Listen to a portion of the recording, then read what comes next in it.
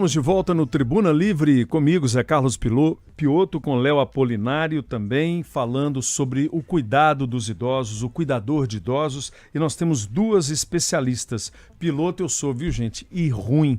Volante ruim. Hoje, na Cristiano Machado, eu vi a dificuldade que é dirigir nesse trânsito da nossa capital. Essa culpa não é sua, não. Tá É muito a obra. difícil, né? Pois é. Doutora Ana Cecília Bitarães, que é advogada especialista no assunto. Você que está nos acompanhando também, fora do estado de Minas Gerais, na região metropolitana, participe conosco. Gente, o assunto é igual uma casquinha de ovo. Vai tirando um pedacinho, vai aparecendo o núcleo. Cuidar de idosos. Nós estávamos falando aqui em off desse grupo enorme de pessoas que estão se organizando nos hospitais, nos centros oncológicos, também nos centros pediátricos, porque muitas vezes o pai, a mãe, a família não dá conta do ambiente hospitalar ou não consegue simplesmente tempo suficientemente capaz para cuidar de uma pessoa acamada. Nós estamos falando da parte prática, mas nós temos aqui a doutora Silvana Akak, que é personal e farmacêutica, e ela já explicou a formação dela também em gerontologia e geriatria. A gente tem aí um problema grave também, que é a questão medicamentosa, né? A polifarmácia, a automedicação. Quem medica essa pessoa se não tem um médico de plantão, não temos enfermeiros suficientemente capazes ou prontos para atender em determinados horários? A gente sabe que as pessoas ficam sozinhas mesmo, não é? Eu estou aqui fazendo um relato pessoal de um período longo que eu acompanhei um tratamento de um idoso num hospital que é referência em Belo Horizonte, é o Paulo de Tarso, né, para reabilitação, e nós vimos ali de fato, na prática, como o cuidador de idoso ele é essencial para a família, mas muitas vezes as pessoas cometem erros e esses erros podem comprometer a vida de uma pessoa, não é, doutora Silvana? Tudo isso, gente, como eu coloquei, não basta a boa vontade, né? Ela é importante, mas precisa do conhecimento, da direção profissional. Ótimo. E, com certeza, também, muitas vezes, do confronto com outros profissionais. A minha tática, né, de trabalho, ela é dentro da linha da equipe multidisciplinar, onde cada um, com a sua expertise, faz a ação complementar, né, tendo ali o médico, o farmacêutico, o fisioterapeuta, um fonoaudiólogo, um terapeuta ocupacional, um nutricionista, todos são muito importantes e necessários. Também, assim, imprescindível a presença do enfermeiro. Então, dentro dessa proposta, né, quando nós estamos reunidos para avaliar sobre a pessoa, com certeza os desafios surgem a cada tempo e a questão medicamentosa, que cabe a mim de modo particular, ela é extremamente complexa, porque dentro dos efeitos benéficos que a gente sabe que estão sendo desejados, são muito grandes também os efeitos adversos, as reações que podem estar surgindo de interações medicamentosas dentro da proposta que foi citada sobre a polifarmácia. O que vem a ser isso? É o uso diário de 5 ou mais medicamentos. E entre eles pode acontecer sim a interação medicamentosa.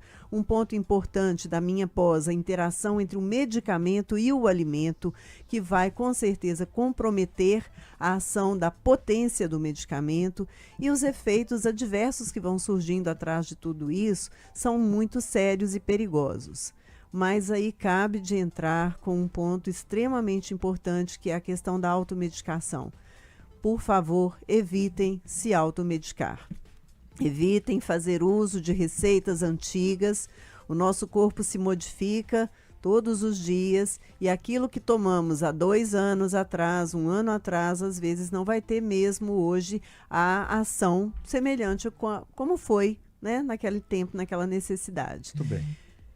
Doutora, nesse contexto todo, eu posso delegar um cuidador de idoso, por exemplo, uma receita para que ele possa ajudar um idoso dentro de um hospital? Essa questão da delegação de funções, ela é extremamente delicada, perigosa, né? Então eu falo assim, sempre a nós profissionais cabe a propósito de acompanhar aqueles que estão fazendo a prestação de serviço. Seria uma supervisão. Seria lógico. uma supervisão, Bem sim, detalhada. bem né? detalhada. Mas se a família não tem outra solução, está num hospital com poucos recursos, né? A gente tem um enfermeiro até um certo horário, um médico até um certo horário, aí chega num ponto que a família não está presente, né? Não Sim. tem ninguém para cuidar daquela pessoa, mas ela precisa tomar a medicação. Aí chega o cuidador ou a cuidadora de idosos, que muitas vezes tem uma experiência prática, né? Eles geralmente sabem o horário da medicação, sabem ler receita. Sim. No mínimo, a pessoa precisa ter. A gente vai conversar com a doutora Ana Cecília também, saber ler, saber escrever, né? Saber se comportar dentro do ambiente. Sim. Gente, muitas Isso vezes é fundamental. Uma mulher cuida de um homem, não é? Aí nós estamos falando de uma mulher dar banho num homem dentro de uma cama de hospital, não é no chuveiro. Tem que carregar o homem, colocar na cadeira de banho, suportar aquele peso. Nós estamos indo para a parte prática. A parte de medicação, então, na hipótese de não se ter o aparato hospitalar, o cuidador de idoso, nessa cadeia toda que a senhora elencou, de profissionais multidisciplinares, ele pode ajudar ou não? Pode ajudar muito, mas eu vou deixar isso como um aviso para todos nós. Na dúvida, não ultrapasse. Busque sempre uma orientação segura para que também não caia sobre a pessoa cuidadora a responsabilidade maior. Medicação é algo muito sério. E a diferença do medicamento para um veneno é a dose, gente, com certeza. Então, nós temos que ter muito cuidado em relação a isso. É imprescindível que o profissional esteja junto. Ele não precisa estar presente ali, mas ele seja acionado em caso de dúvidas.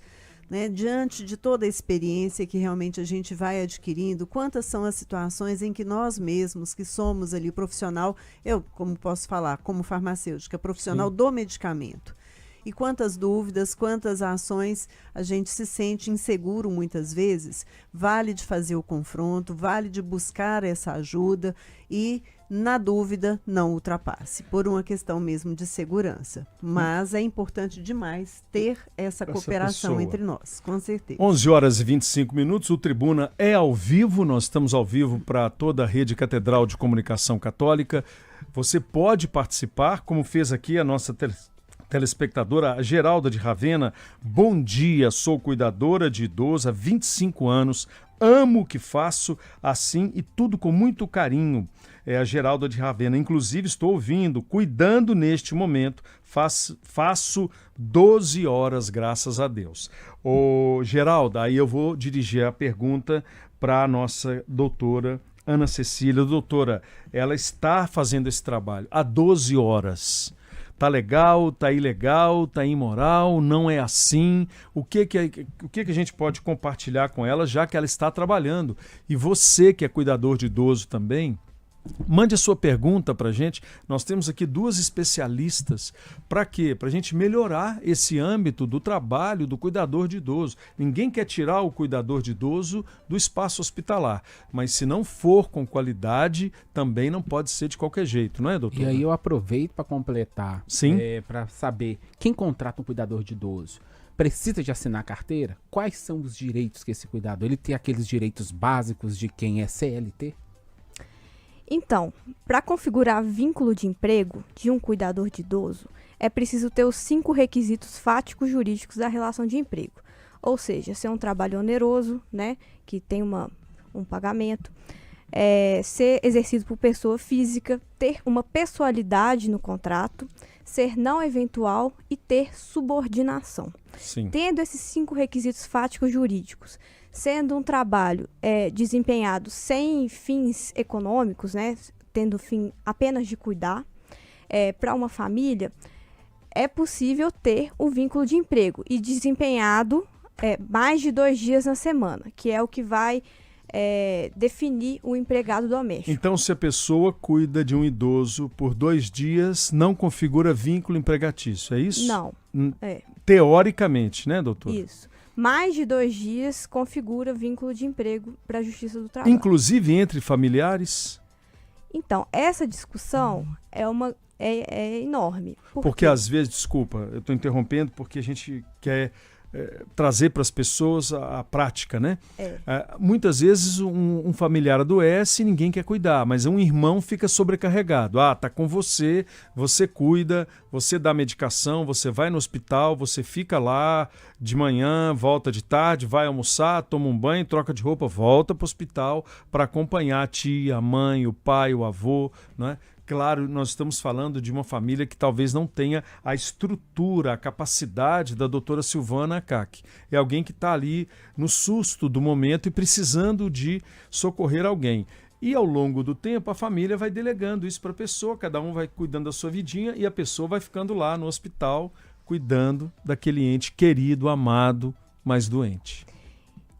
Então, esse assunto é complexo, a jurisprudência ainda não tem uma definição se uma pessoa que trabalha para a família teria o vínculo de emprego ou não.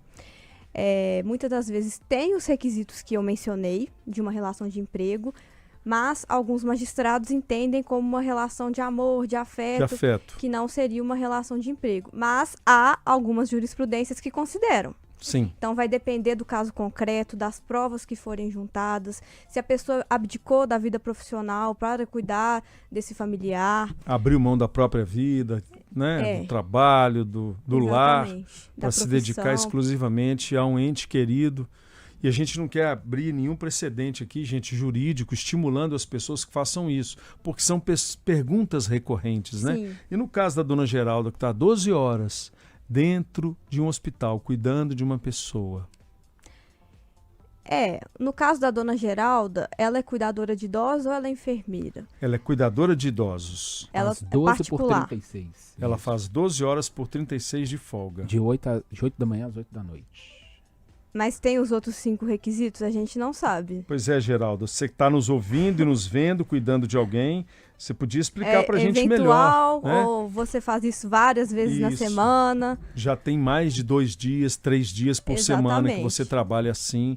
Você tem que ter os seus direitos, não é isso, doutora? Um vale-transporte, como se alimentar, porque muitos cuidadores de idosos se alimentam dentro do próprio hospital. Né? A lei dos domésticos surgiu em 2015, então muitos direitos antes não garantidos, a própria jornada de trabalho, né? Sim. Muitas dormiam na casa dos seus empregadores, só foi adquirido ali em 2015. Então, a partir da Lei Complementar 150, os domésticos, incluindo aí os cuidadores, têm direito a FGTS, 13º, férias, inclusive 25% de adicional em caso de viagens. Então, foi uma grande conquista para a classe dos domésticos, dos cuidadores. Muitos ainda estão na informalidade quando, né, não chega aos 2 dias. Uma grande parte, inclusive, né? Tá todo mundo na informalidade, viu, gente? Mas isso não é marginalidade, é porque ao longo do tempo as coisas vão se normatizando, não é isso? Sim. A legislação protege vocês, mas veja que nós estamos num ambiente complexo. Um desgaste emocional, desgaste físico, psicológico, às vezes financeiro também da família, e é preciso que haja, então, com esses cuidadores, um contrato. O que a senhora sugere? Assina a carteira, faz um contrato formal, porque e se a pessoa não pode assinar a carteira? Mas ela pode pagar, por exemplo, 1 mês a pessoa, ela pode pagar 2 meses, né? Já tem a sobrecarga de medicação, que a gente vai falar daqui a pouco. Então, qual que é a sugestão? A sugestão é seguir os ditames da lei a partir da situação, né, em questão. Se tiver mais de 2 dias, é importante assinar a carteira, senão você pode ter um passivo trabalhista grande depois. Não tem jeito. Agora menos de 2 dias, aí cai nessa questão da informalidade que a gente falou. Mas o trabalho de cuidados é um trabalho que, às vezes, muitas mulheres saem da cidade de origem para trabalhar, deixam seus filhos lá para suas mães cuidarem. Então, na área hospitalar de Belo Horizonte está lotado assim, de gente que vem do interior para cuidar dos seus entes queridos e deixam a família de origem também para trás e acabam cuidando de outras pessoas que estão sozinhas dentro do mesmo leito do hospital. Né? Quantas vezes um cuidador de idoso, ele não está com um paciente dedicado ali, como a doutora disse, bem orientado, com a medicação, mas o paciente do lado está ali sozinho, abandonado. De onde o senhor é? Eu sou lá do Vale de Jequitinhonha, mas não tem ninguém com o senhor? Não tem ninguém, eu estou aqui sozinho. Dá para pegar aquele remédio ali para mim? É uma coisa compartilhada, complexa, né? Nós temos muitas vezes, né, doutora Silvana, aquele biombo no meio, que é uma coisa extremamente desagradável, porque cria um ambiente assim de separação, mas a gente sabe que é necessário. Quem já conviveu num ambiente hospitalar, participe conosco então pelo 31 99412 2179. Mande a sua experiência, a sua pergunta para a doutora Ana Cecília. Ela é advogada, quer orientar você, e nós voltamos daqui a pouquinho, depois do intervalo, com a doutora Silvana Akaki, falando um pouquinho mais sobre como cuidar bem dos nossos idosos ou de uma pessoa enferma. E a gente volta agora com o nosso repórter Giovanni Rodrigues, não é isso, Léo? Exatamente. Ô, Giovanni, que história é essa dessa ponte que você vai mostrar pra gente em Santa Luzia, que nunca fica pronta? Zé Carlos e Léo, estamos aqui no bairro Fremisa, em Santa Luzia, e vamos falar sobre essa ponte que caiu. Olha, é uma ponte e também uma passarela improvisada, e os moradores estão sofrendo demais. Daqui a pouco eu volto.